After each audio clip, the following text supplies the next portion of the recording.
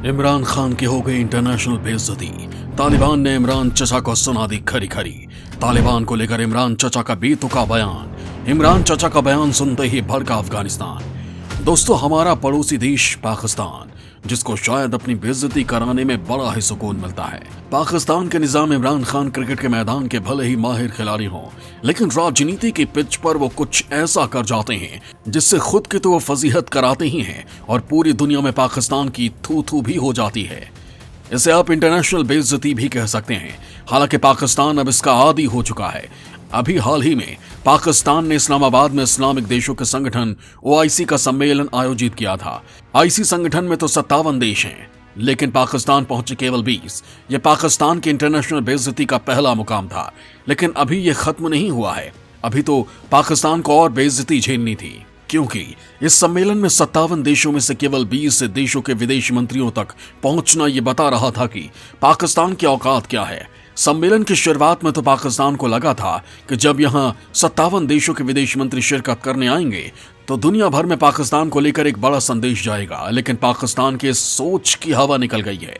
पाकिस्तान की दूसरी बेइज्जती तब हुई जब इसी IOC में शामिल मध्य एशिया के 5 देशों के विदेश मंत्री पाकिस्तान में इस सम्मेलन में शामिल न होकर भारत पहुंच गए। यह पाकिस्तान के लिए किसी झटके से कम नहीं था। दरअसल पाकिस्तान का इस इस्लामिक सम्मेलन को कराने के पीछे का मकसद था तालिबान को मान्यता दिलवाना और अफगानिस्तान की मदद करवाना। दरअसल इस मदद के पीछे पाकिस्तान की अपनी गंदी सोच थी। उसे लगा कि अफगानिस्तान के नाम पर जो मदद मिलेगी उसमें उसका भी कुछ भला हो जाएगा। लेकिन इस सम्मेलन में पाकिस्तान के PM इमरान खान ने अफगानिस्तान और तालिबान को लेकर कुछ ऐसा कह दिया जिसकी पूरी दुनिया में थू थू हो रही है।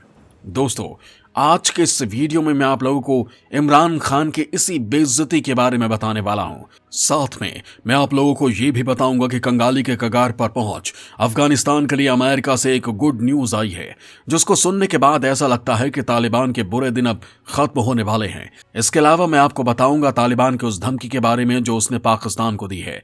लेकिन वीडियो में सबसे पहले बात होगी इमरान खान के बेतुके बयान की, जो उन्होंने तालिबान और अफगानिस्तान की महिलाओं को लेकर दिया है। तो दोस्तों, वीडियो को बिना स्किप किए पूरा देखिएगा।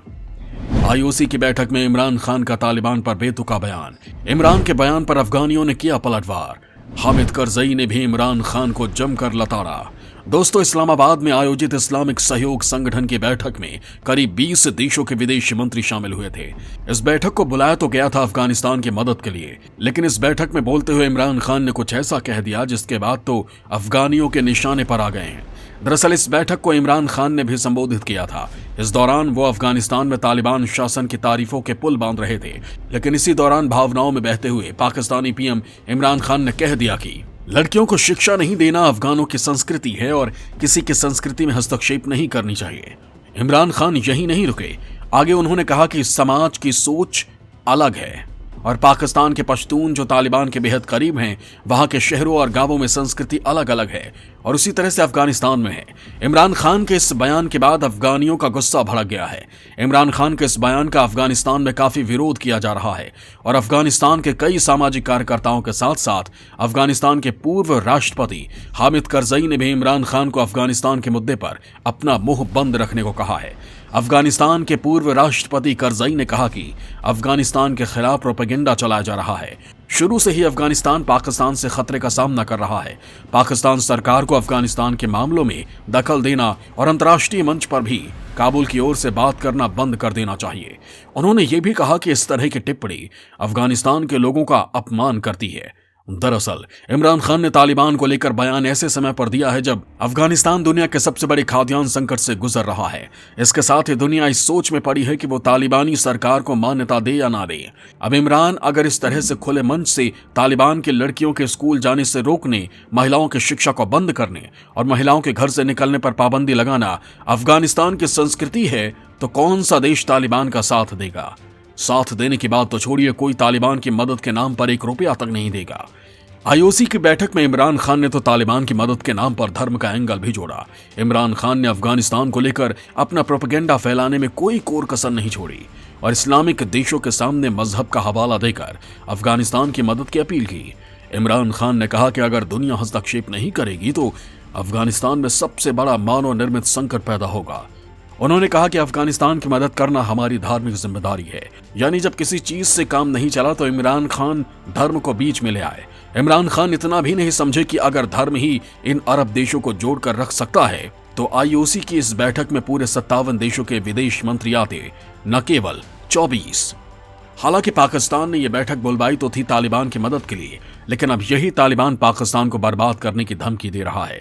दरअसल पाकिस्तान अपनी अफगानिस्तान से लगी सीमा पर तारबंदी कर रहा है, जो तालिबान को समझ नहीं आ रही है, और इसी को लेकर तालिबान ने पाकिस्तान के जंग की धमकी दे दी है। दोस्तों, वीडियो में आगे मैं इसी के बारे में बताने वाला हूं कि आखिर इस विवाद की वजह क्या है। इसके अलावा आगे मैं आप लोगों को तालिबान के लिए अमेरिका से एक गुड न्यूज के बारे में भी बताने वाला हूं। लेकिन पहले बात तालिबान और पाकिस्तान के बीच विवाद की। तालिबान ने पाकिस्तान को दी जंग की चेतावनी।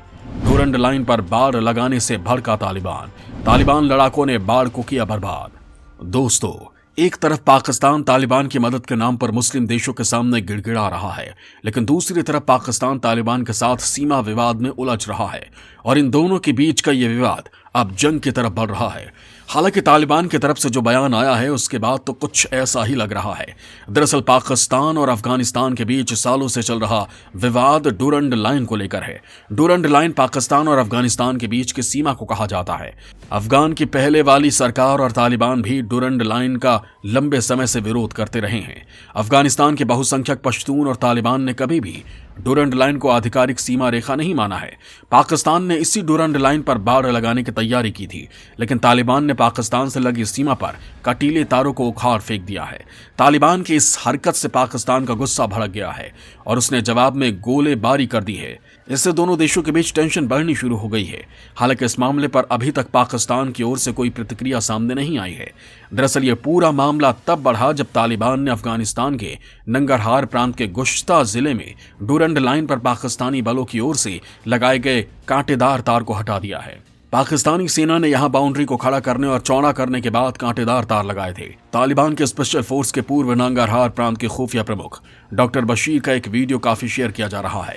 इसमें बशीर डूरंड लाइन पर मौजूद पाकिस्तानी सैनिकों से धमकी दे रहे हैं कि अगर तुम लोगों ने सीमा को पार किया तो हमारे साथ युद्ध के लिए तैयार रहो, हम यहूदियों से ज्यादा तुम्हारे साथ युद्ध लड़ना पसंद करेंगे। दरअसल ये डूरंड लाइन पाकिस्तान और तालिबान के बीच विवाद की सबसे बड़ी वजह है। तब रूसी विस्तारवाद से बचने के लिए ब्रिटिश साम्राज्य ने अफगानिस्तान को एक बफर जोन के रूप में इस्तेमाल किया था। 12 नवंबर 1893 को British civil servant sir Henry Mortimer Durand और उस समय के अफगान शासक अमीर अब्दुल रहमान के बीच डूरंड रेखा के रूप में प्रसिद्ध समझौता हुआ था। इसीलिए ही इसे डूरंड लाइन कहा जाता है।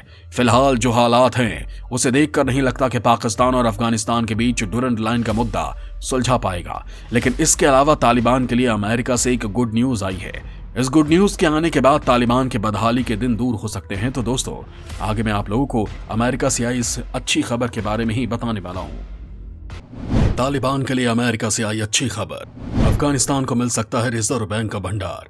अमेरिका के सांसदों ने जो बाइडेन को लिखी चिट्ठी, अफगानिस्तान के रिजर्व बैंक के भंडार को खोलने का आग्रह।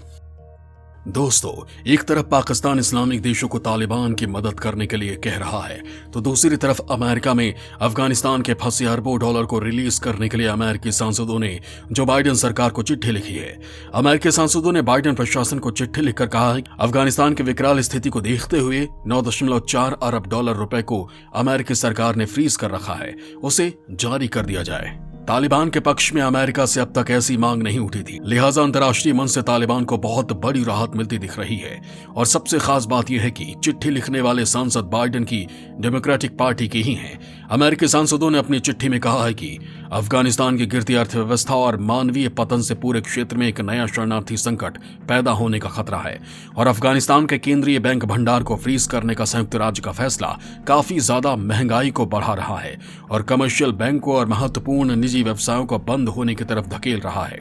अफगानिस्तान का 9 अरब डॉलर से ज्यादा रुपए रोकना देश के लिए काफी खतरनाक है, क्योंकि अमेरिका के इस कदम से अफगानिस्तान में साल 2022 में उससे ज्यादा मौतें हो सकती हैं, जितनी मौतें पिछले 20 सालों में युद्धग्रस्त देश में हुई हैं।